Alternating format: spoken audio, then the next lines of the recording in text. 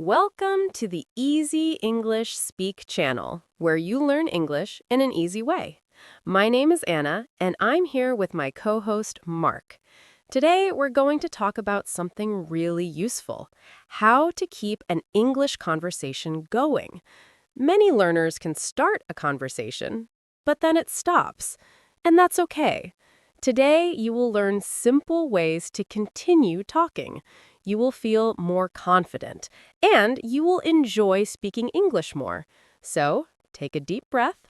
We're here with you. Thanks, Anna. Yes, I'm Mark, and I'm really happy you're here today.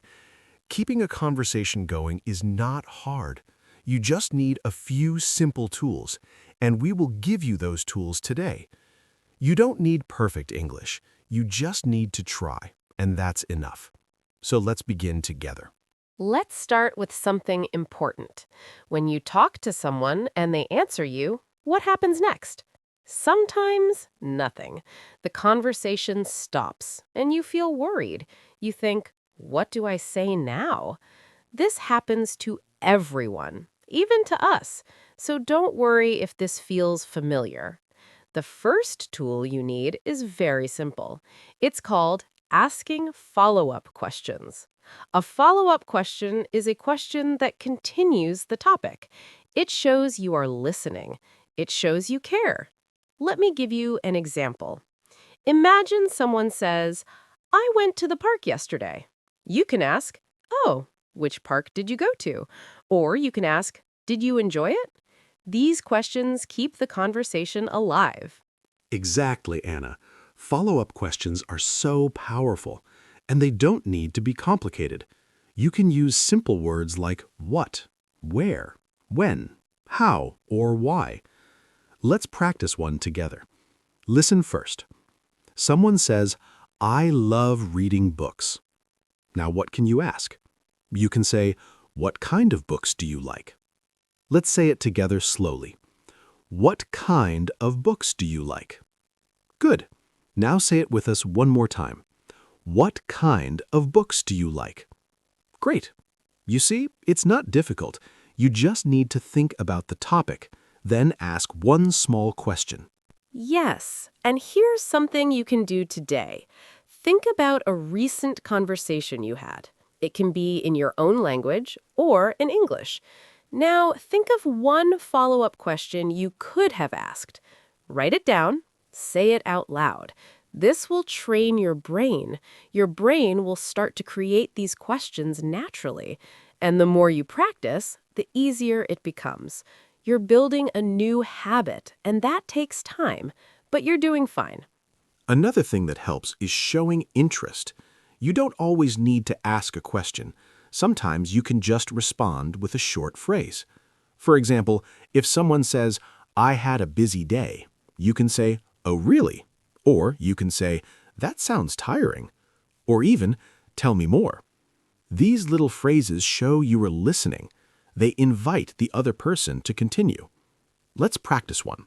Repeat after me. Tell me more. Now you try. Tell me more. Good. One more time, slowly. Tell me more. Perfect. You can use this phrase in so many situations. Yes, Mark. And it's okay if you don't understand everything. Sometimes the other person speaks fast or uses a word you don't know. That's normal. You can say, sorry, can you repeat that? Or you can say, I didn't catch that. These are polite ways to ask for help, and most people are happy to repeat. Let's say it together. Sorry, can you repeat that? Now you. Sorry, can you repeat that? Excellent. Remember, asking for help is not a weakness. It's a smart choice. It keeps the conversation going. Here's one more action step you can try tonight. Find a video or a podcast in English.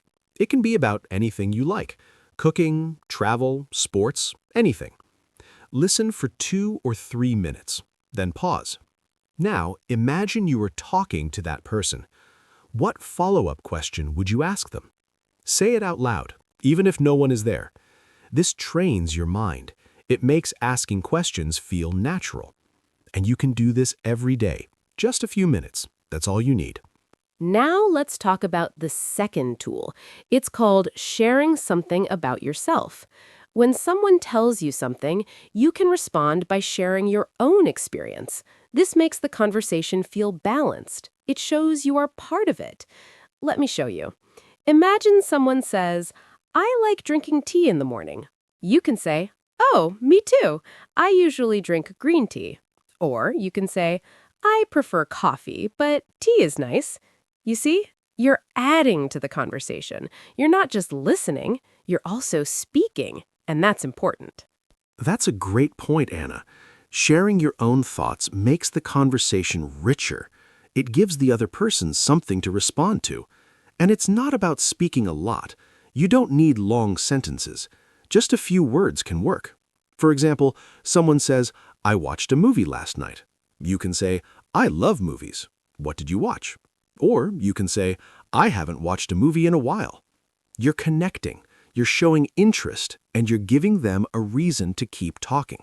Exactly. And here's something important. You don't need to have the same opinion. It's okay to be different. Let's say someone says, "I don't like winter." You can say, "Really? I actually like winter. I enjoy the snow."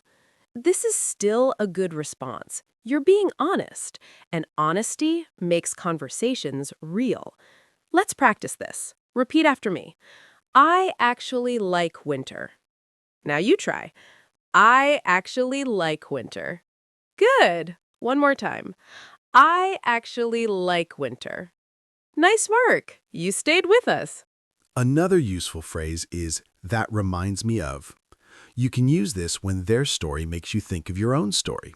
For example, someone says, "I went to the beach last weekend."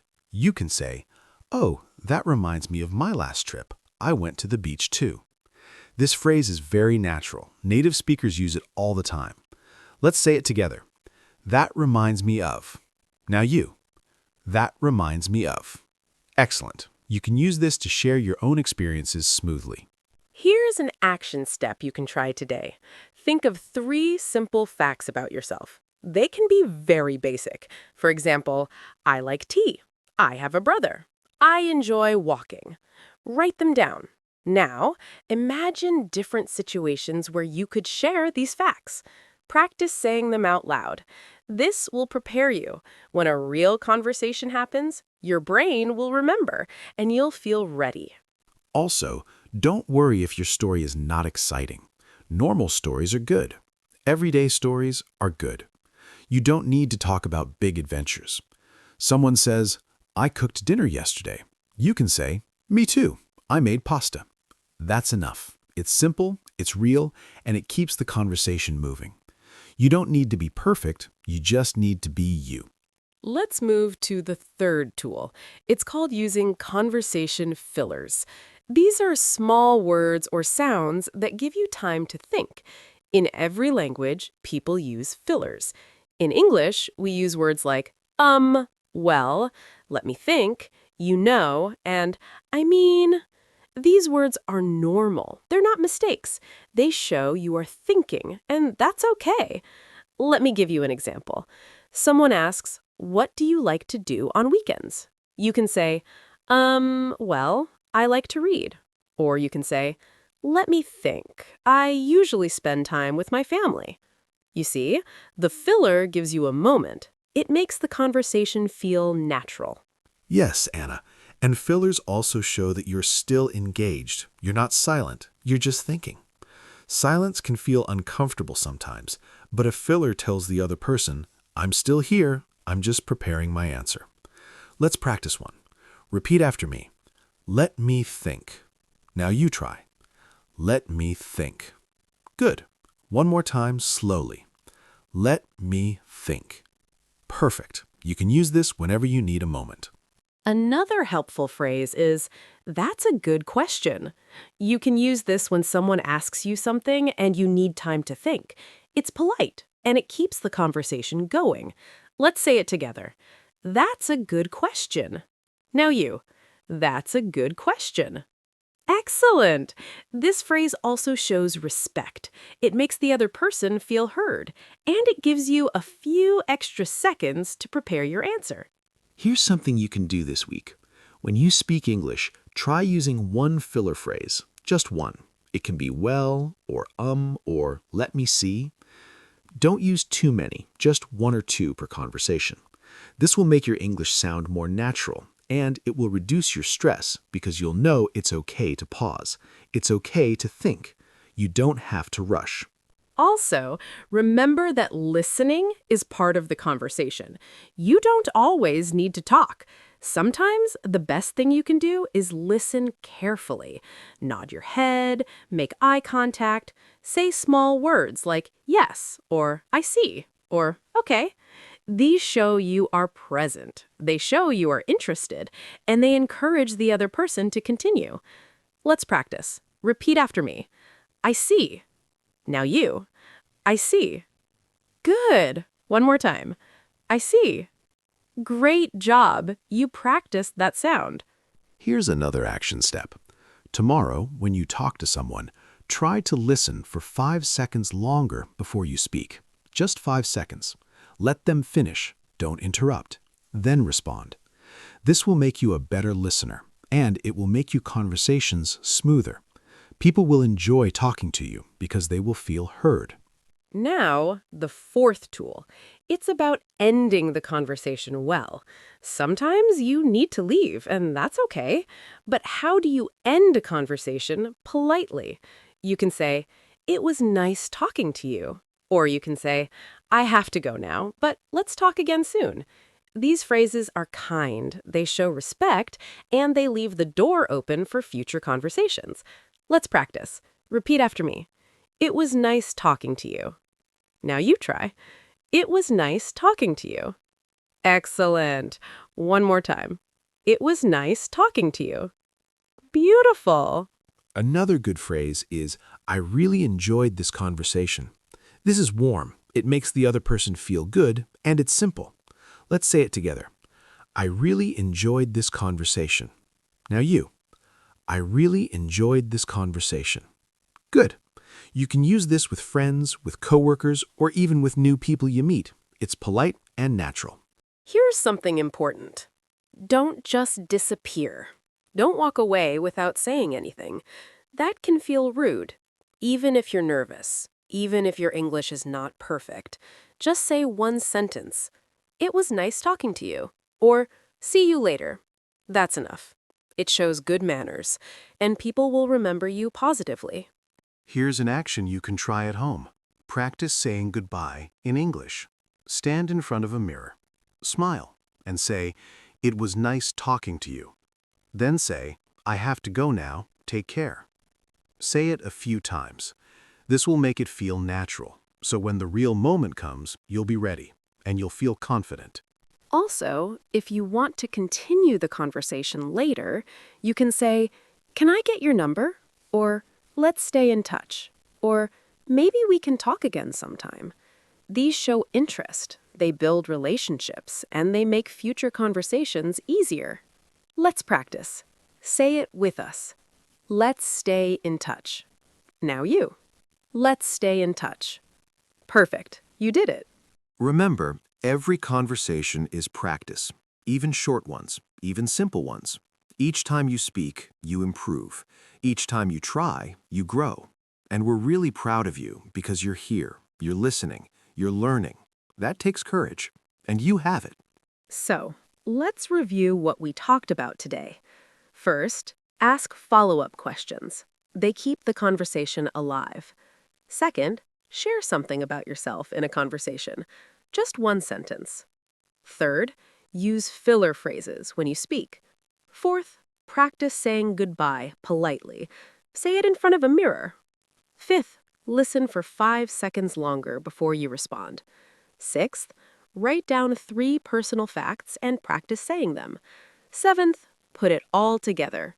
Have a short conversation in English, even if it's just 2 or 3 minutes.